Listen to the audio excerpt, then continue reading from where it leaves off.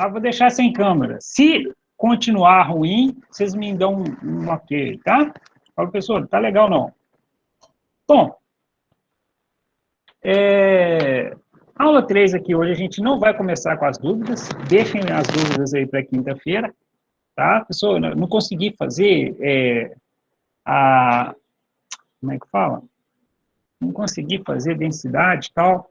Traga as dúvidas quinta-feira que a gente trabalha, ok? Hoje a gente vai começar a estrutura eletrônica dos átomos. Achei legal aí que o professor já adquiria a minha tabela periódica, né? Bom, por enquanto, né, quem gosta de trabalhar com papel, pode pegar aí, arrumar uma tabela periódica, não precisa de comprar por enquanto, pode pegar um PDF, eu mesmo vou mandar para vocês uma tabela, tá? Mas se a gente chegar a pegar uma parte, vamos dizer assim, presencial, aí tem que arrumar, né? Tem que providenciar, tá bom? E a gente vai trabalhar também com a tabela periódica, que eu acho muito interessante. Então, a gente começa, né, com a estrutura eletrônica dos átomos, e a gente vai falar daqui a pouco o que é átomo, e aí, a partir do átomo, a gente vai ver que existem diversos elementos químicos diferentes, e a gente vai fazer o estudo também da tabela periódica. Mas começa pelo seguinte, né, a ideia do átomo surgiu entre os filósofos gregos, quando eles começaram a discutir a seguinte questão: o que acontece, o que ocorre se a gente começa a quebrar a porção da matéria, né? Escolhe uma matéria qualquer e começa a quebrar aquilo, vai quebrando, o que vai acontecer, né? A partir do momento que a gente começa a quebrar por pedaços tão pequenos, né? Será que existe uma parte que não é divisível mais? Ou ela vai continuar se dividindo? Até quando isso acontece? Então, eles começaram a fazer essas perguntas, tá? Quando que isso era divisível ou não? E aí, dois conceitos surgiram, naturais, né? Que a matéria poderia ser dividida indefinidamente, né? Ou infinito, pode ir dividindo, com pedaços cada vez menores. E outros falaram que não, vai chegar num ponto que não tem jeito de dividir mais. A partir dali, a matéria não se divide, não tem jeito, né? Você pode... vai a pessoa brincar, né? Mas, sei lá, né? Pode pegar a marreta, o que for, né? Hoje, o raio laser, o que você não divide mais. Aquela parte da matéria não se divide. E aí surgiu, né, a palavra átomo, que quer dizer, em grego, né, não tomo parte. Então, o átomo é indivisível, tá? A característica do átomo é que ele não se divide. Ou seja, quando os gregos, né, chegaram num determinado conceito que, quando se chegar, ia dividindo a matéria, ia quebrando ela. Quando chegasse, né, na partícula elementar chamada átomo, para eles, não se dividia mais. Eles não sabiam o tamanho, não tinham noção nenhuma, né? Poderia até ter várias hipóteses, mas eles não tinham precisão, não tinham como ver, como quantificar. Então, na cabeça deles, o átomo era aquela parcela de matéria que não se dividia mais. Até aqui, tranquilo? Dá um ok aí. Fala, professor. Tranquilo.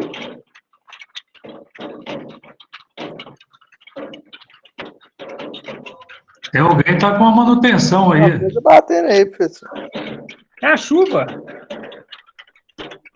Isso é Pá, a tá chuva. caindo meteoro ainda. É a chuva, né? Vai estar bravo aqui. Vou até chegar o microfone mais perto aqui da boca aqui, mas é a chuva, tá? Vai ser um... Mas tá conseguindo entender aí? Tá bacana? Tá tranquilo. Apesar dos barulhos aí? Então, tá quando então. chegou no século XIX, John Dalton, né, ele propôs a bola de bilhar. Então, né, no caso aí, pegando essa ideia dos gregos e falando que o átomo era indivisível, falou, o átomo se parece com a bola de bilhar, na cor azul. Não, lógico que não, né, mas ele tinha essa ideia e escreveu postulados que, segundo Dalton, os átomos de elementos diferentes possuem propriedades diferentes entre si. Então, vamos dar um exemplo, né? O átomo da matéria ouro era diferente do átomo de prata, que era diferente do átomo de cobre, e por aí vai. Átomos de um mesmo elemento possuem propriedades iguais e peso invariável, tá? Então não tinha essa questão de diferença aí de peso para átomos de um mesmo elemento, e que os átomos são partículas maciças. O que é a palavra maciça, né? É igualzinho aos gregos, não se dividia e era esféricas e formadoras da matéria. Ou seja, cada átomo junto fica mais maciço? Na verdade, não, né? Ele tinha, quando ele fala propriedades diferentes entre si, né? Porque se você pega, por exemplo, vocês vão fazer metalurgia e mineração. Então, o que é o aço? Né? O aço, ele é uma mistura, né? Se você for pegar aí o aço hoje, né? O ferro-carbono, é uma mistura de átomos de ferro com átomos de carbono, ok? Então, o aço é mistura de ferro com carbono. Mas se você imaginar o ferro puro, né? Que ele aí nem tanto valor comercial tem. Nós vamos pegar o ferro puro, por exemplo. São formados de átomos de ferro. Quando você pensa em aço e ferro, o que você pensa? Que é um material que não é fácil de quebrar. Perfeito? Ok? Ok. Mas você pode ter né, se você pega aí alguma substância que é fluida, por exemplo, né, a temperatura, o mercúrio, opa, essa já é mais fácil de dividir. Então, olha que propriedade diferente uma da outra. Ok? Vamos pegar um pedaço de giz. Pessoal, mas tem vários elementos, tudo bem. Mas só para vocês terem ideia, se você deixar um giz cair a uma determinada altura, ele vai quebrar. A propriedade dele é frágil. Mas tem material que, se você deixar cair o aço, por exemplo, ele não vai quebrar. Então, o que ele pensava, né? Os átomos com elementos diferentes, então o átomo de ferro tem essa propriedade, é mais difícil de quebrar, mas aí ele quebra até chegar na parte indivisível, que é o átomo, ok? Porque alguém perguntou isso, mas eles quebravam sim. Às vezes a propriedade fazia com que ele era mais difícil de separar. E tem elementos que eram mais fáceis. Mas quando chegasse ali na substância fundamental, que era o átomo, aí qualquer átomo não dividia mais. Poderia ser qualquer um. Ok? Seja um material com maior dureza ou com maior fragilidade, fragilidade é a característica de propriedade se romper, trincar com maior facilidade, mas quando chegasse na partícula elementar, que era o átomo, ele não se dividia mais. Ficou claro? Quem que me perguntou? Eu, João? Ô, João, ficou claro, João? Ficou? Obrigado. Beleza. Os átomos são partículas maciças, indivisíveis, então quando chegava no átomo, não interessa qual tipo de elemento, ele não se dividia mais, e esféricas formadoras da matéria, igualzinho essa esfera azul aí, né, proposta aí por John Dalton em 1805. Não quer dizer que ele colocou aí, a bola de bilhar dele não era azul não, tá, gente? É o exemplo que o professor pegou aí, né? Nas reações químicas, os átomos permanecem inalterados, então, os átomos... Beleza, Denis. Boa noite. Os átomos, né, eles permanecem inalterados, os átomos, eles não se alteravam, era estrutura material que não se alterava de jeito nenhum. Na formação dos compostos, os átomos entram em proporções numéricas fixas, né, de um átomo para um átomo para dois. Só um minutinho. 1 por 3, 2 por 3, 2 por 5 e por aí vai. Tá? Isso aí quer dizer o seguinte, né? Por exemplo, né? O que é compostos, né? Vou dar um exemplo para vocês. Alguém sabe me dizer quais são os átomos que compõem a água? E a água no estado mais natural, vamos dizer assim, né? Oxigênio, hidrogênio. Isso. Então, para eles eram proporções fixas, né? Não existe 1,5 átomos de hidrogênio para 1 de oxigênio, ok? Não é assim. Então, são números inteiros, tá? 1 para 2, 1 de oxigênio e 2 de carbono, e por aí vai. E o peso total de um composto é igual à soma dos pesos dos átomos dos elementos que o constituem. Né? Então, se um átomo tinha, vou exagerar, né, 1 quilograma, força, 2 átomos tinham 2 quilogramas, e por aí vai. Ok? Mas essa ideia do Dalton é furada, porque o Joseph John Thomson, em 1897, né, aproximadamente 92 anos depois, ele estava fazendo uma experiência no tubo de Crookes, ok? E ele falou, o negócio é o seguinte, o átomo, ele até meio que, ele é maciço mesmo, só que ele não é dessa forma não, ele é uma forma de um pudim de passas, em que a parte maciça dele, nesse caso aí está representado pela cor amarela, possui carga positiva, então ele já começa a ter uma ideia de divisões de cargas, positivo e negativo, e ele tinha ali algumas passas verdes, né, e aí é só para vocês ilustrarem, não existe passas verdes, que o elétron era a carga negativa, então tinha positivo e negativo, exatamente pela experiência que ele fez, né, porque ele fez ali os raios catódicos, né, a gente vai aprender aí essa característica, o que é um cátodo e um anodo, né, podia ser interpretados como feixe de partículas carregadas negativamente e possuíam massa. Por que que começa a ter ideia de positivo e negativo? Atração e repulsão, né? Se alguma coisa atrai um momento e no outro momento ela tem a repulsão, como se fosse um ímã, né? Não sei se vocês já brincaram com isso, pegar um ímã, tem hora que ele atrai, você muda ali a polaridade dele, ele repulsa. Fala, opa, então tem cargas diferentes, uma hora está atraindo, outra hora está repulsando, e coloca-se positivo e negativo, ok? Como convenção, né? Fala, opa, então tem uma hora que ele repulsa, tem uma hora que ele atrai, então existem cargas positivas e negativas aí. Então, assim, o átomo deveria ser fluido com carga positiva e com dispersão de elétrons. Então, aqui ele tem a ideia de que o átomo ele é fluido, então essa massa amarela positiva, ela é fluida, nem tinha o nome ainda tanto de próton, sim, tinha algumas cargas negativas, como se fossem as passas juntas no átomo, com que era a dispersão, né? Que a dispersão que ele quer dizer aí é esse espalhamento de elétrons. Esses elétrons em volta aí de uma carga positiva. Vou passar o vídeo rapidinho, é um vídeo pequeno. Peraí que eu vou...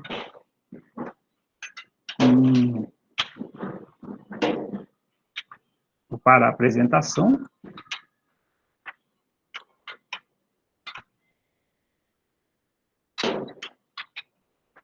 E a tela inteira. Compartilhar.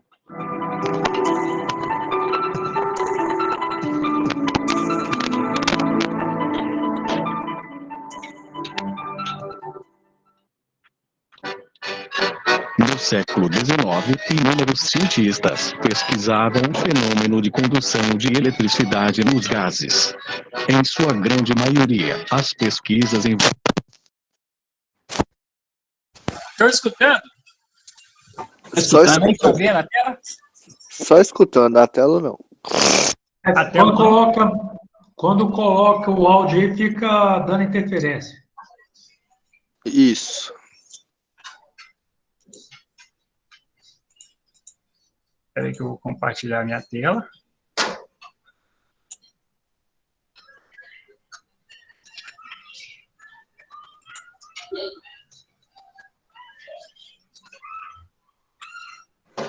Estão vendo aí? Modelo atômico de Thomson? Sim. Ah, ok. Vamos ver se o som vai ficar legal agora.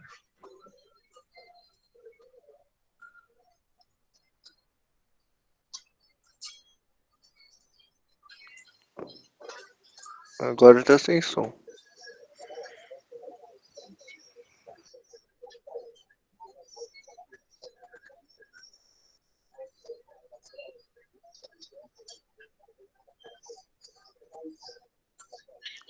Agora tá sem som, professor.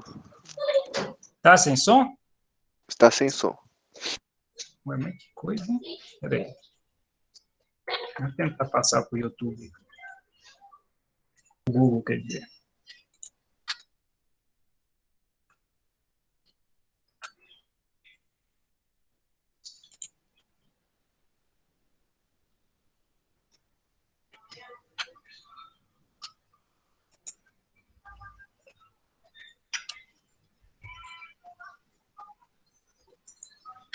Não ok do som aí agora.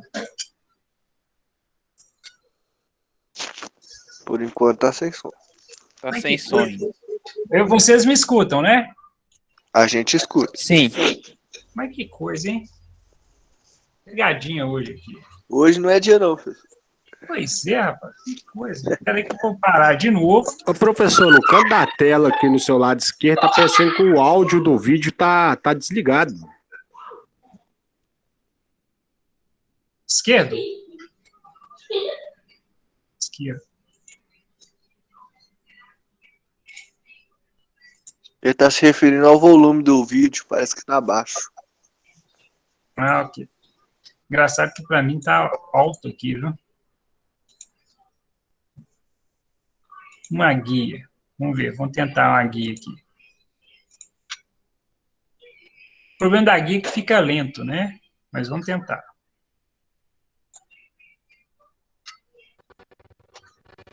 Aí fica lento.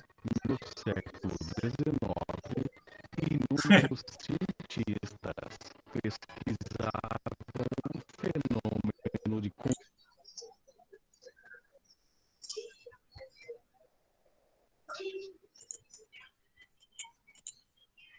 Professor, Oi, põe o link aí, a gente assiste. pode ser. Eu vou tentar dessa forma, né? É fazer igual algumas aulas atrás que você fez do mesmo jeito. Dá o tempo, a gente assiste aqui. Vai ter que ser. Eu cansei de brigar aqui com... Aí, alguém já tinha colocado aí. Obrigado, Pedro. 4 minutinhos, hein? 5 minutos. 9h42 a gente volta.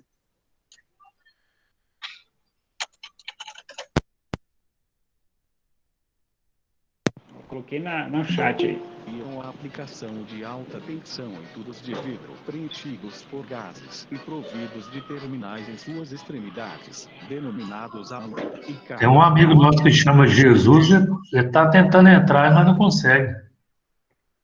Qual que é o nome dele? Jesus. Ele está com o nome de Jesus aqui no grupo aqui, mas até agora não tem o nome dele não. Só está como Jesus. Eu acabei de aceitar alguém aqui, foi... Não sei quem é que eu aceitei aqui agora.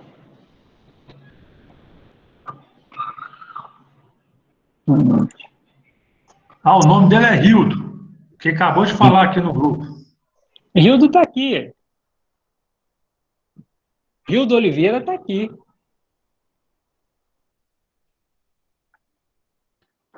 Eu, professor, cheguei. Ah, beleza. Bem-vindo. Obrigadão. Eu custei, tá? Jesus chegou. Glória a Deus. potencial existente entre eles. Os gases conduzem corrente elétrica.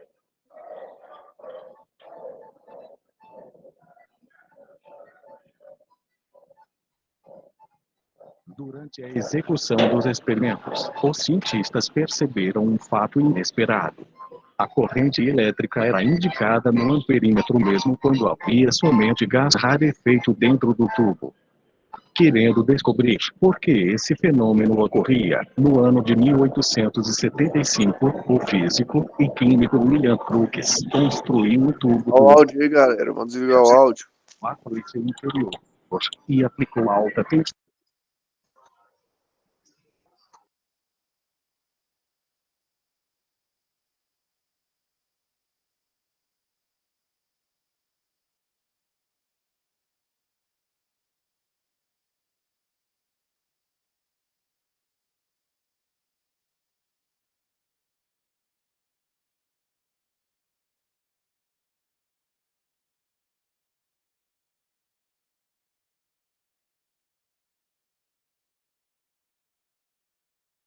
vai dar um intervalozinho que o professor falou, né?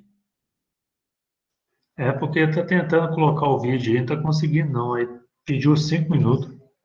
Eu atrasei pouco, 40 minutos. Na verdade, eu coloquei o link do vídeo no chat para vocês verem por aí, tá? Ok? Ok. Porque realmente aqui o som não está aparecendo.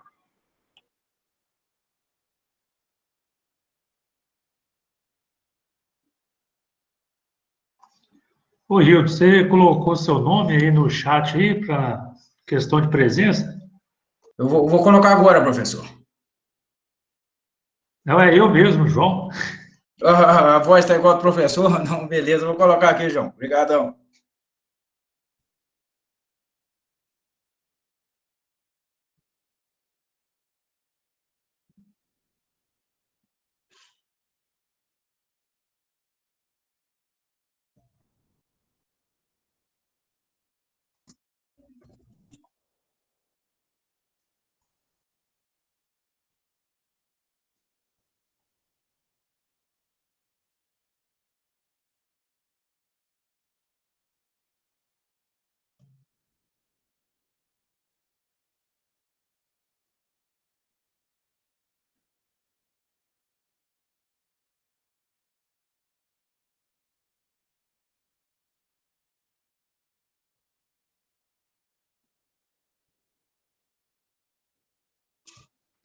É, a chuva de Birité chegou a Contagem.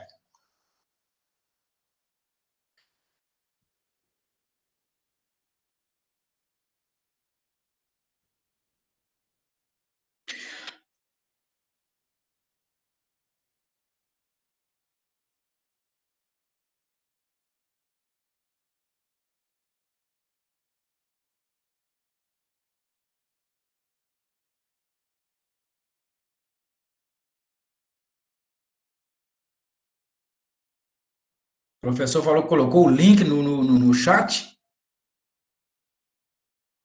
Isso. Deixa eu copiar ele aqui de novo. Mas eu não estou Quem conseguindo. colocou? Eu não consegui vê-lo aqui, não.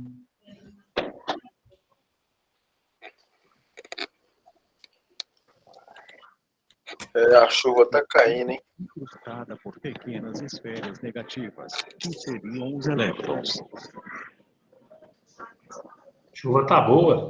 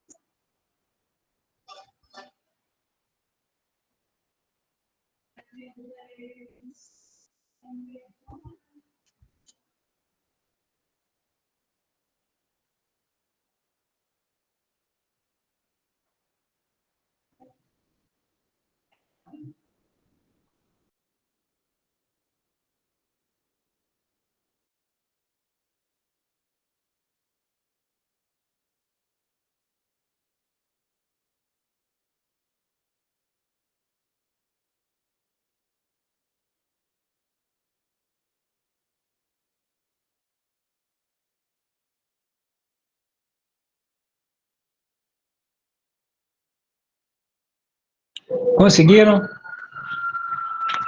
Conseguiram fechar aí? Ok. Bacana, né? Olha que interessante. Deixa eu apresentar aqui uma janela.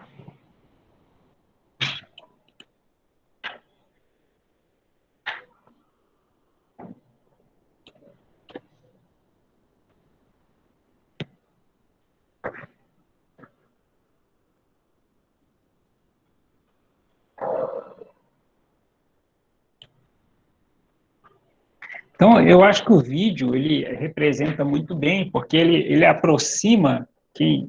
Todos já viram? Como é que está aí? Já posso continuar? Dá um ok, professor. Eu já vi 5 vezes.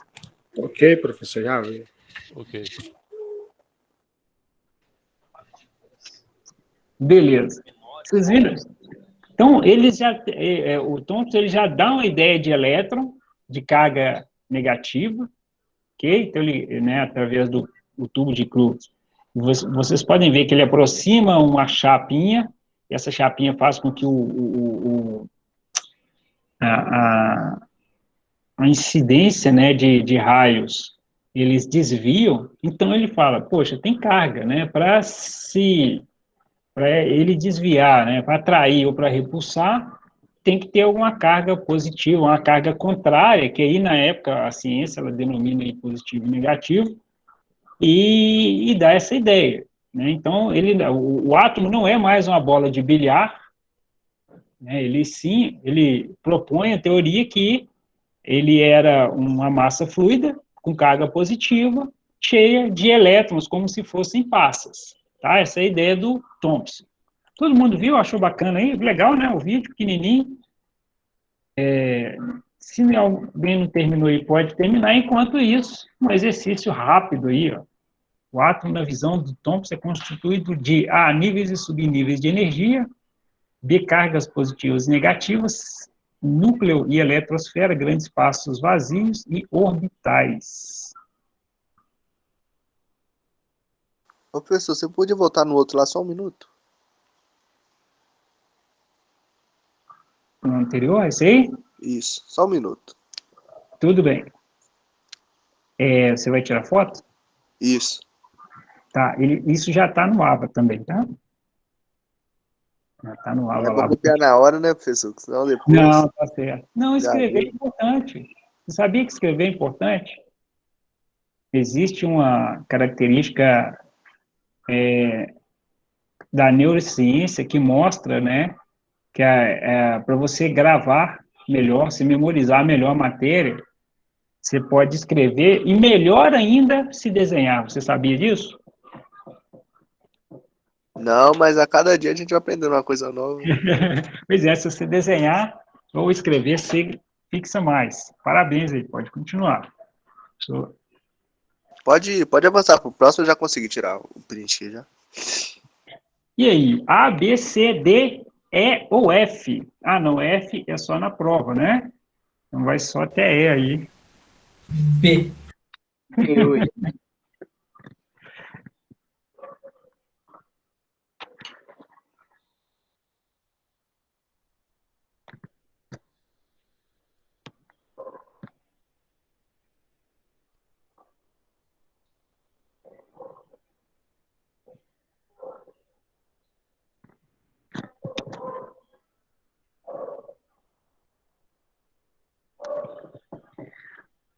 Escrevam no chat.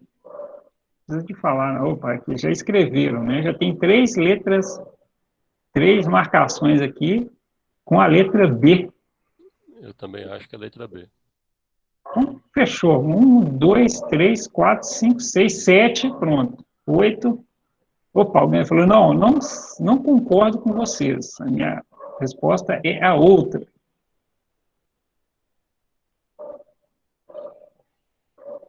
Deixa eu ver aqui se alguém mais... Ok. Acho que podemos aí... Por que a letra B, né? Cargas positivas e negativas. Então, vou voltar um pouquinho aqui, ó. Tá aí, ó.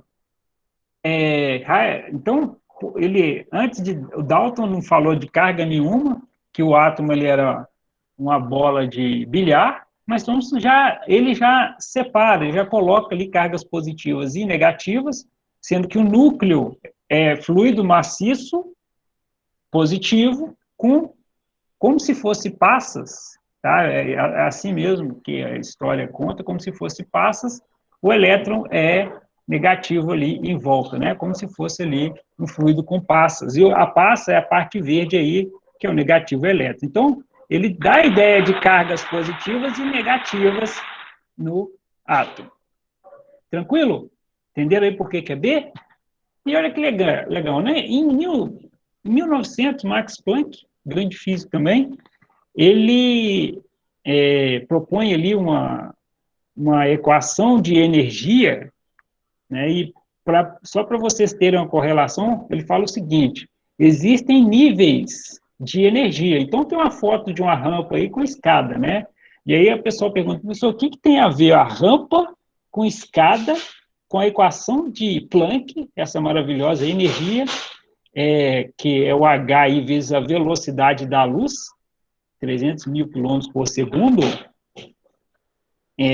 versus esse H, essa constante aí de joules por segundo. O que tem a ver isso tudo com escada e com a rampa? Só para vocês terem uma ideia, que daqui a pouco a gente vai ver a próxima teoria da estrutura atômica dos átomos. Está vendo a escada direita? Esse tipo de escada aí que tem uma passagem, né? Existe ali um espaçamento. E se tem um espaçamento, se você jogar uma pedra ali, você for bom de mira, você consegue acertar entre as duas escadas. Enquanto que na rampa você não vai conseguir, não. Não tem jeito não, né? Na rampa ali, estou falando na subida mesmo da rampa, não tem como jogar uma pedra e ela atravessar, não. Mas na escada ali, como ela tem um espaçamento entre outros, e aí a gente começa a entender um conceito aí de espaço vazio, né? Porque todos os dois, tanto o Dalton como o Jones, falaram que o átomo ele era maciço. E aí, com essa equação de Planck, acendeu uma luz, né? Será que o átomo, ele realmente é maciço? E aí, o Ernest Rutherford, ele faz experiências de espalhamento com partícula alfa. Partícula alfa são partículas pesadas, tá? Normalmente, aí, duas, né, são partículas, a gente vai ver aí quando estiver estudando radiação, e ele atirou contra uma fina lâmina de ouro, e ele percebeu o seguinte: de cada 10 mil partículas que eram atiradas, né, por esse eu esqueci como é que chama o aparelho aqui, ele percebeu que ela refletia ou se desviava. Aí ele perguntou, poxa, o Planck já fez uma equação mostrando que, né, o sistema de pacote de energia não é igual a rampa, assim como escada, existem alguns espaços vazios. E com essa experiência, se o átomo fosse maciço, uma partícula iria conseguir atravessar ele, mesmo que seja nessa proporção estatística, né, a cada 10 mil, uma refletia ou se desviava. Então, por quê? Porque mesmo que seja lâmina de ouro, a espessura dela tem milhares de átomos. Mas se uma conseguiu atravessar, é porque tem alguma coisa vazia no espaçamento entre esses átomos aí. Alguma coisa está errada. E aí, com isso, né, ele propõe um sistema de modelo planetário, de prótons no núcleo e elétrons girando ao redor, e entre prótons, que é o núcleo, que hoje a gente sabe que tem prótons e nêutrons, e o elétron que está rodando ali em volta, existe espaço vazio. Por isso, vocês entenderam, gente, por que atravessou a lâmina? Por que a partícula alfa conseguiu atravessar a lâmina de ouro? Deixa eu tentar desenhar aqui para melhorar para vocês. Aqui, ó. É claro que a maioria vai voltar, porque ele vai pegar no núcleo, que esse pegou no núcleo, esse aqui atravessou dois átomos, pegou no núcleo e desviou, esse aqui pegou nesse núcleo, tá? Então, uma grande quantidade pega no núcleo de algum átomo e volta, e reflete. Mas tem igual esse aqui, ó, ele passou direto, e ele passou entre os espaços vazios do átomo. Se a gente pegar essa foto aqui, o que acontece? Ele atravessou o espaço vazio aqui, ó. Ele não pegou em nenhum próton, não pegou em nenhum elétron e foi embora. E bateu aqui atrás, ó,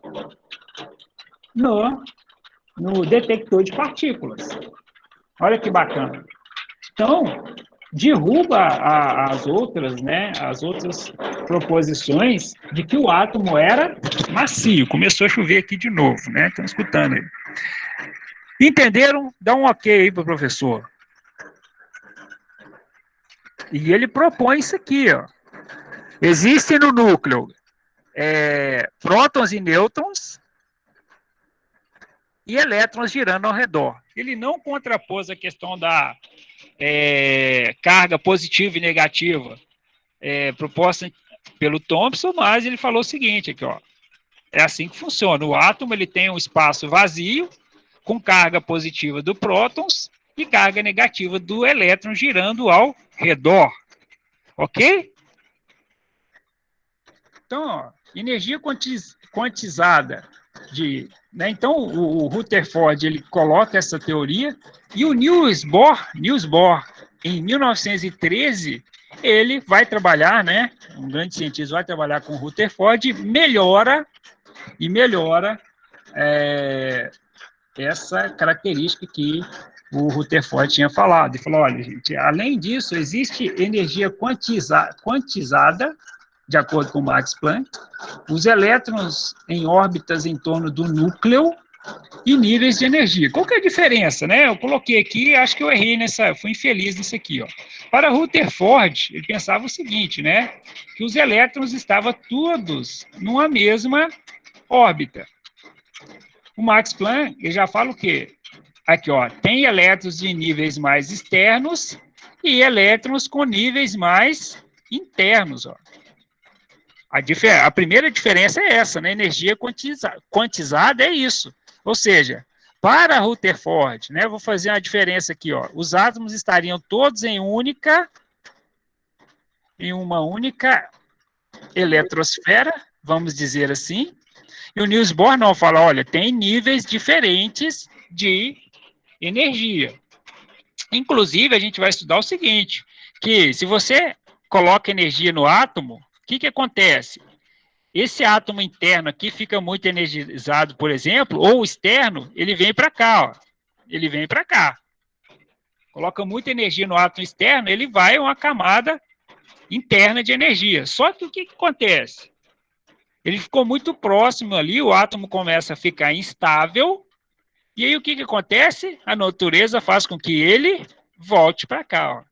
E quando ele volta para cá, ele solta uma pequena luz chamada de fóton. E vocês sabem a origem do laser? A origem do laser é o fóton. A gente vai conversar um pouquinho melhor depois sobre isso, mas, né, o laser nada mais é do que uma grande quantidade de fótons concentrado que pode cortar, por exemplo, o aço. O laser corta aço. O que mais que o laser faz? Depilação. E aí depende do nível de, vamos dizer, como que a gente pode dizer bem?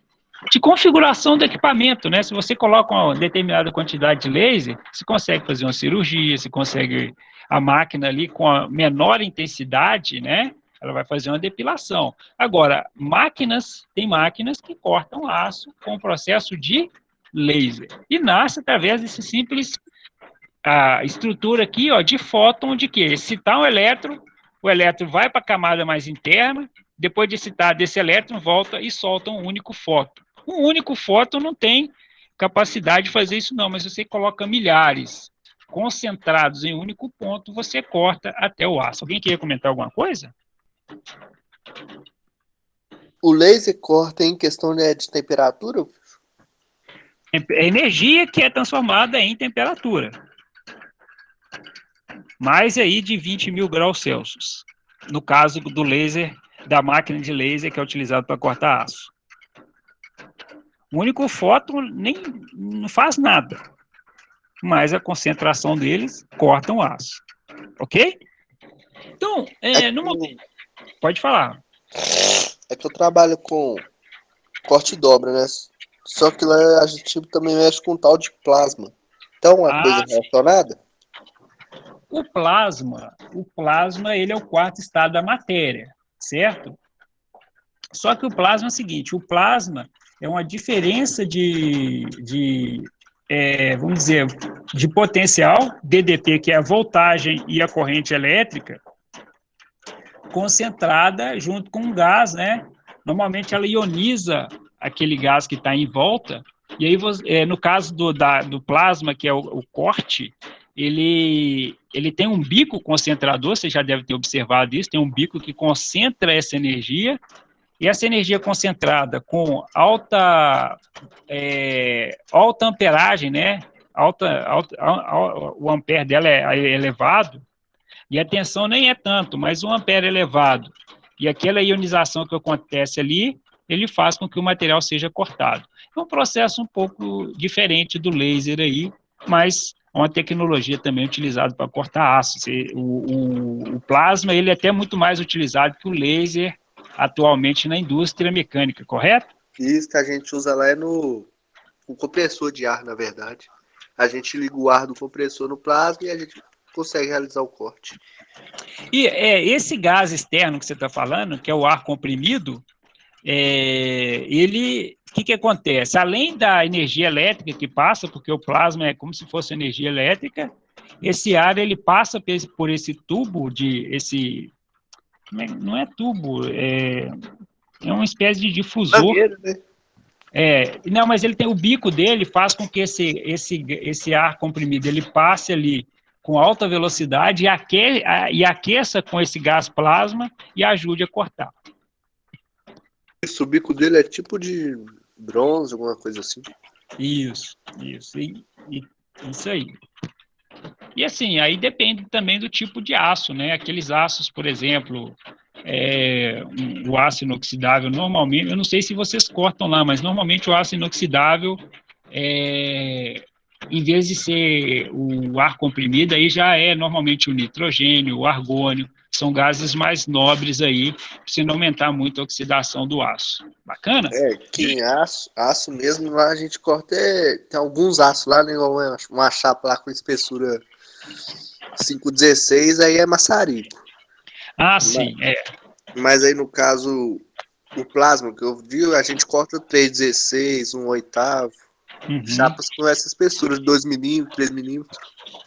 Não, sim, eu falo assim da composição química, né? Normalmente vocês devem cortar aço lá para ser ar comprimido, aço com baixo teor e às vezes até médio teor de carbono, não é isso?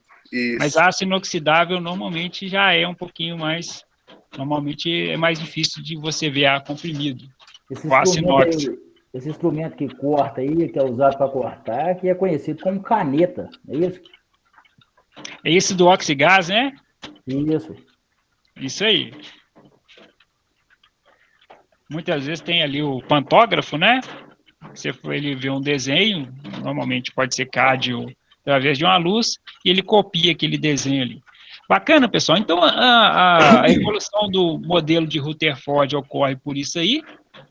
Num dado momento, os elétrons vão se aproximar do núcleo, no movimento em espiral a cair sobre si. Então, essa figura fica como essa figura aí da esquerda, né? Níveis de energia. Então, qual que é a diferença do Niels Bohr para Rutherford? Rutherford achava que era uma única ali, esfera, e o Rutherford já dá um exemplo aí de níveis de energia. A gente vai ver melhor isso aí quando a gente estiver fazendo uns spins aí, né? Então, tá aí a energia quantizada de Max Planck, elétrons em órbitas em torno do núcleo e níveis de energia. Daqui a pouco a gente vê o vídeo, só para vocês a gente fechar aqui. Os elétrons giram em torno de um núcleo central com órbitas específicas. Então, órbitas são isso aqui, ó. Deixa eu desenhar para vocês aqui, ó. Não, com laser não. Opções de ponteiro, caneta, aqui, ó. Então, esse aqui é uma órbita, esse aqui está mais próximo, esse aqui é a outra órbita, ok? E esse aqui tem 3 órbitas nesse caso aqui. Primeira órbita, 2 elétrons, na segunda, 3, e na outra tem 1, 2, 3, 4, 5 elétrons. Então, são órbitas, cada uma com um nível de energia. Emissão ou absorção de pacotes de energias. Então, essa questão aí do átomo atravessar uma órbita, ele consome energia para ficar mais interno, mas ele também solta energia chamada de fótons, a gente vai ver isso melhor. Poderá ter várias camadas, então depende do tipo de átomo, tem átomo que tem uma camada só, tem 2, 3, 4 e por aí vai. As propriedades dos elementos é determinado pela última camada, então a camada mais externa aqui do átomo, o último nível de energia é que determina as propriedades dele, e base de estudos para um processo chamado de partículas-onda, que é o que acontece hoje, né? Vamos ver o vídeo. Hoje, com Schrödinger e outros cientistas, né, da era moderna, fala que o átomo tem hora que ele comporta-se como partícula, tem hora que ele se comporta como ondas. Aqui a gente não estuda muito isso. Quem quiser ser aí físico quântico, né, ou estudar mais profundamente química, quem de vocês aí que quer ser físico quântico, aí vai entender melhor isso aí, né? Ninguém se propôs aí a ser físico quântico, ainda dá tempo.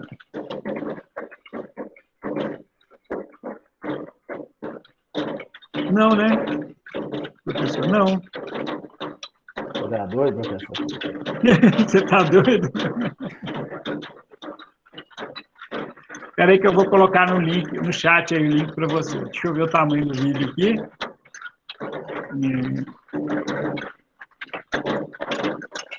5 minutinhos. 5 minutinhos aí. Bom, galerinha, vamos falar um pouquinho agora do modelo de Rutherford-Bohr. Vou colocar no chat para vocês aí, tá, gente? Eu não estou conseguindo passar aqui no...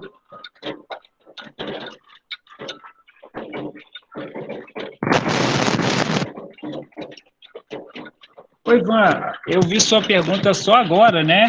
A borracha pode considerar que existe átomos ou só eletricidade? A borracha também é feita de átomos, tá? E a gente vai comentar depois, principalmente na física, por exemplo, que são os chamados os materiais dielétricos. Não sei se você está perguntando nesse sentido, né? Porque hoje você tem equipamentos que ele tem um isolante elétrico. Não sei se é nesse sentido. Então, quando ele é como se eles, uma coisa que a gente vai ver na química também chamada de spins, quando eles estão desorientados, aquele material ele não permite a passagem fácil, vou falar passagem fácil da eletricidade, que é o caso da borracha, né? Então, você vai para a oficina, por exemplo, você vai para dentro de uma indústria, né? Vocês irão, e vocês normalmente vão trabalhar com material, não a botina, por exemplo, de borracha. Pode ser que vocês nem estejam em contato com a eletricidade, mas não deixa de ser um equipamento de proteção nesse sentido. Eu perguntei porque eu trabalho de soldador. E o que acontece? Então a gente usa luva, né? Avental de raspa, e ele acaba não deixando passar radiação, evita um pouco, né? De passar radiação pra gente. E a borracha também isola, às vezes, assim, a gente coça numa peça, e dependendo do material que nós está adicionando, ele dá choque na gente. Com a borracha, ela anula. Sim. Então ela é chamada de material dielétrico. Dielétrico ela não permite ali a passagem de corrente fácil. Por isso que é recomendado, tá? Mas ele é feito de átomos, sim, e tem carga positiva e negativa. O que acontece é que é uma propriedade chamada de spin, que a gente vai ver lá na frente, tá? Muito boa a sua pergunta, que permite que mesmo materiais com carga positiva e negativa permitem passar muita corrente, como por exemplo o cobre, que tem um valor aí até inestimável e tem gente morrendo por causa disso, né? Tem quadrilhas aí pegando cobre porque o valor é alto e o cara às vezes queima, morre por pegar, não saber ali que tentar manusear com alta carga elétrica, e tem materiais como a borracha, que não permite a passagem e serve como equipamento de proteção. Bem colocado aí, legal, hein? Você solda com eletrodo revestido, MIG, TIG, o que você solda? Eu faço o processo da MIG-MAG e a TIG. Ok. Aço inox. A fera do aço inox, então. Você é quase que qualificado. Você é um qualificado, então. Você tem um soldador qualificado. Já tenho mais de 10 anos de experiência na área. Nossa, que bacana. Show de bola. Muito bom de saber. Pessoal, deixei o chat aí enquanto eu converso com o Ivan, ele não vai conseguir ver, mas foi boa a conversa aí. Dá uma olhada aí no vídeo.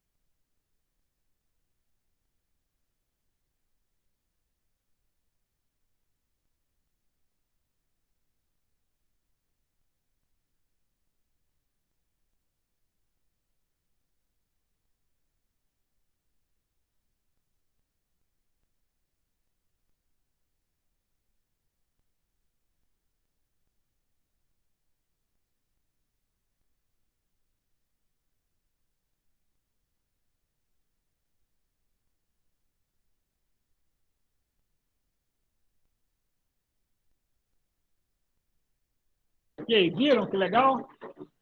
Não deu para o professor passar aqui, né? Mas a química, olha, dá até para filosofar, né? Talvez a pessoa falava bobeira. Mas imagine, né? Você está com a sua namorada, seu namorado, esposa, até alguns já devem ser casados, igual o professor. Fala, olha que legal que eu aprendi. E aí o namorado vai ficar muito emocionado. Tá vendo os fogos de artifícios? Por que eles têm as cores diferentes? É por causa, né, da descoberta das cargas, né, dos níveis de energias, o quantum e o fóton de Niels Bohr. O seu par, namorada, não vai aguentar, né? Falei, esse camarada é demais, né? Ele merece aí tudo. Ok? Vocês viram o vídeo lá? Oi? Eu falo, esse cara é doido. Bacana? Gostaram? Então, depois dessa grande experiência aí, nós vamos fazer um exercício rápido aqui agora, ó.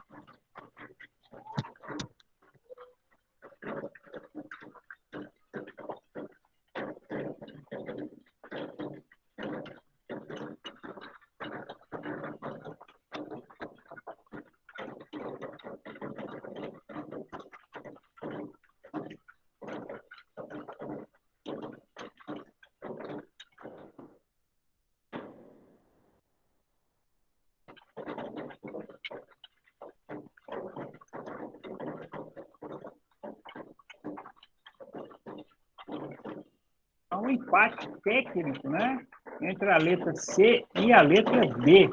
Um votou na C, outra votou na D.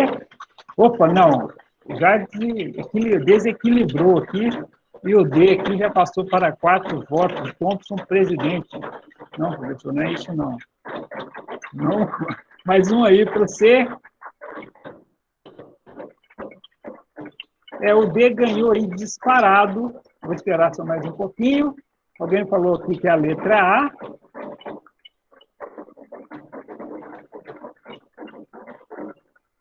D. Mais um minutinho. D de novo. Já perdi a quantidade de D aqui. Vai D até o final. Deixa eu ver se tem mais algum aqui. Mas acho que mais um A aqui. Perdi a contagem. Vamos lá. E é o Thompson, né? Então, só voltando um pouquinho, onde que se teve a ideia inicial de partículas negativas? Tá? Foi aqui, ó, na Passas, né?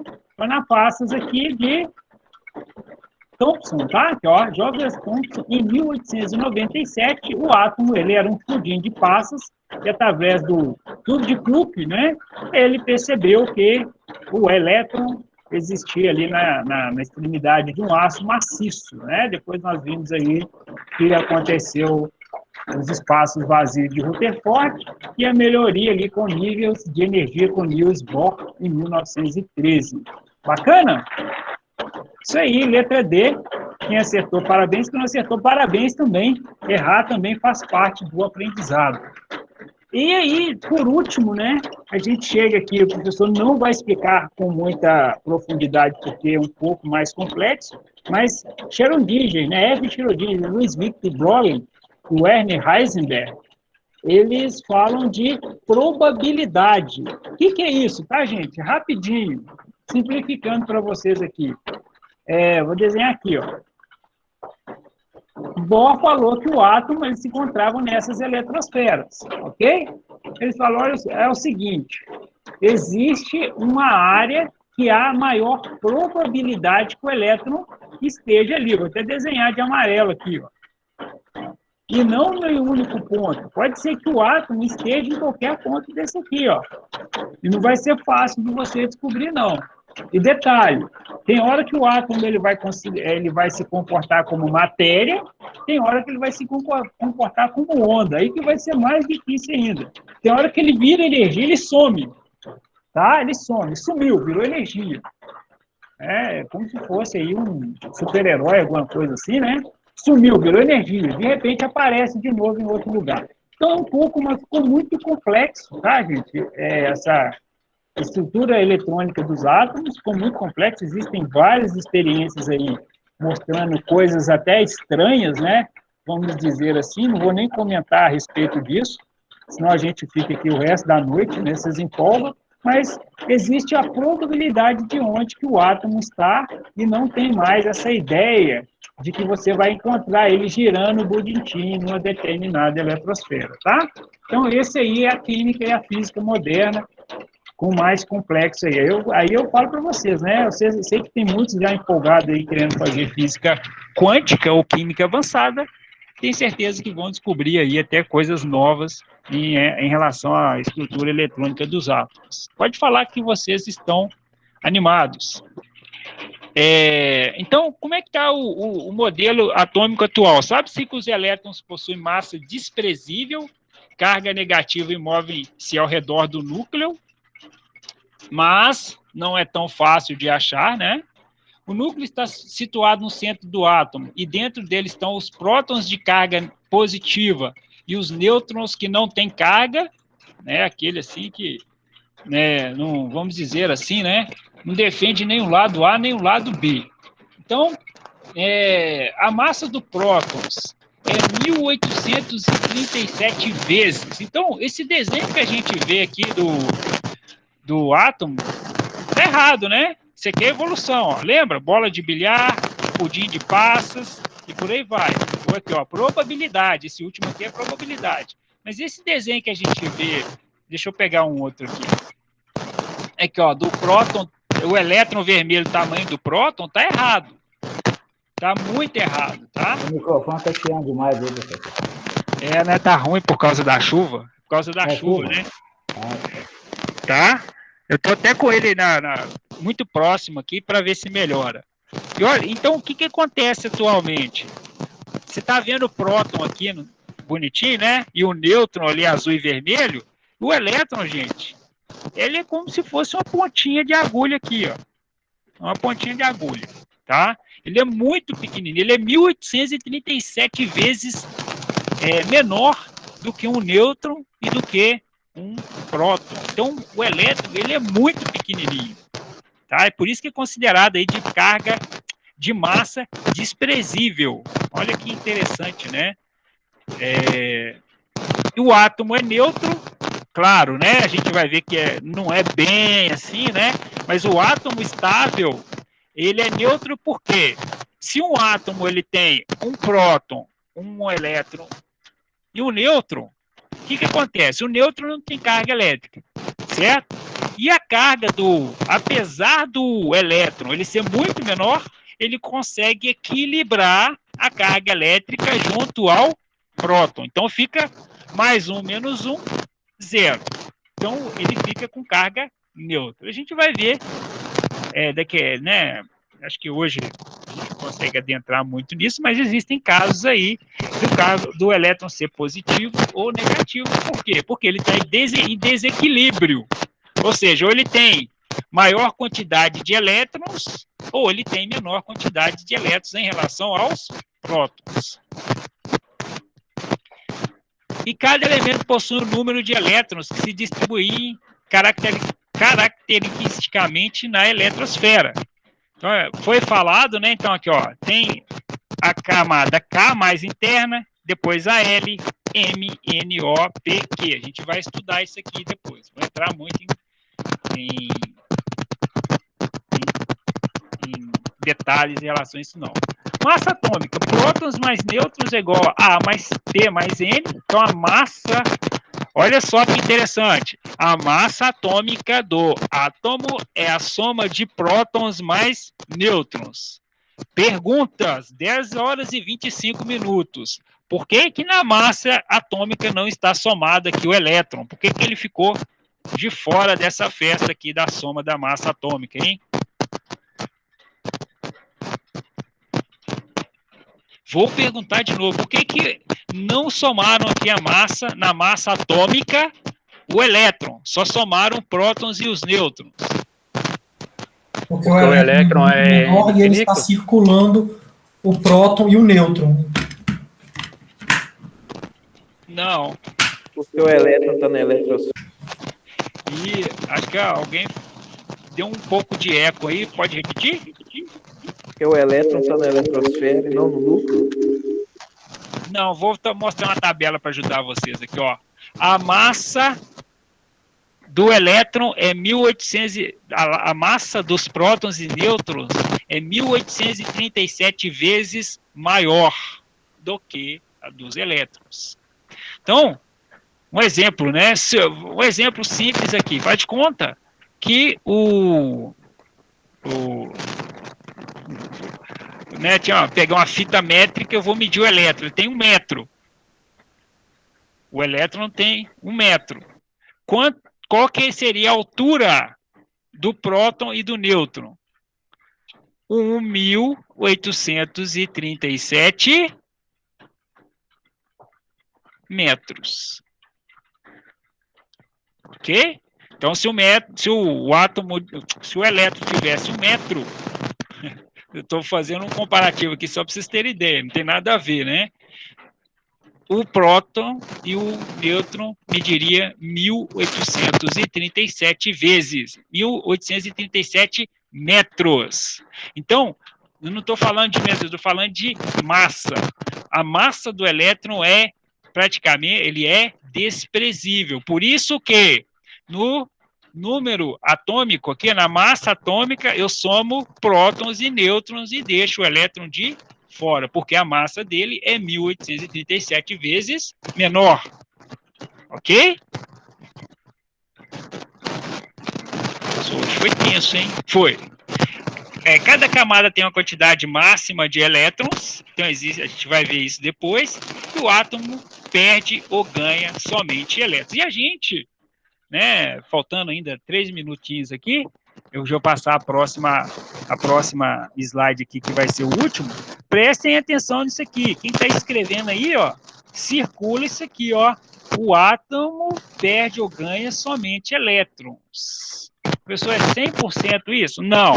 Mas nas reações químicas mais naturais, né, em a grande maioria, o átomo perde ou ganha somente elétrons. É claro que existe hoje, né, fissões, né, explosões de núcleos aí para tratamento dessas energias nucleares, tudo bem, mas na maioria das vezes o átomo ele perde ou ganha elétrons, ok? Então vamos considerar para a nossa química aqui, não como verdade absoluta, mas como na maioria das reações químicas aqui, que o átomo vai perder ou ganhar elétrons. Professor, se eu falo 500 vezes e cair na prova e se errar, eu vou ficar muito bravo, né?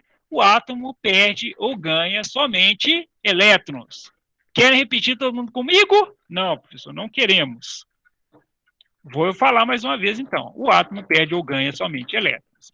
E aqui, esse último aqui, né, para a gente encerrar, que hoje foi um pouquinho intenso, o número atômico e número de massa. Então, aqui está o elemento químico, por exemplo, poderia ser um átomo de ferro, um átomo de cobre, um átomo de ouro, titânio, por aí vai. Aqui está em cima, né? Tem hora que vai ficar embaixo o número de massa.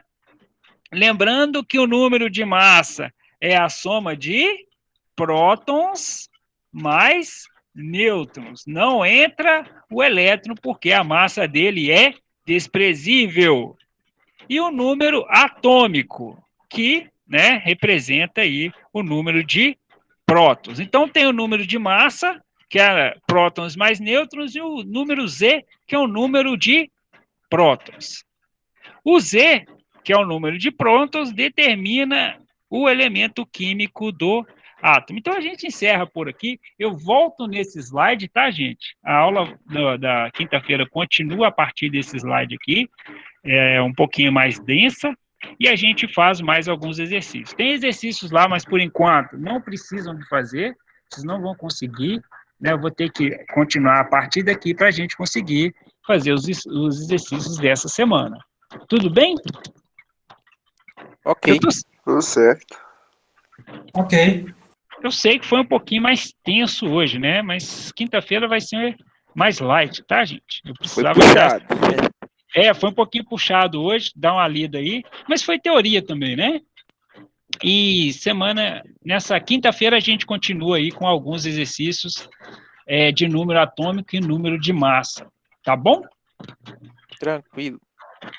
Obrigado e boa noite para vocês, gente. Boa semana aí para nós, né? Obrigado. Boa noite. Boa noite, professor. Obrigado, professor. Boa noite. Boa noite, galera. Boa noite todo mundo aí, gente. Boa noite, pessoal.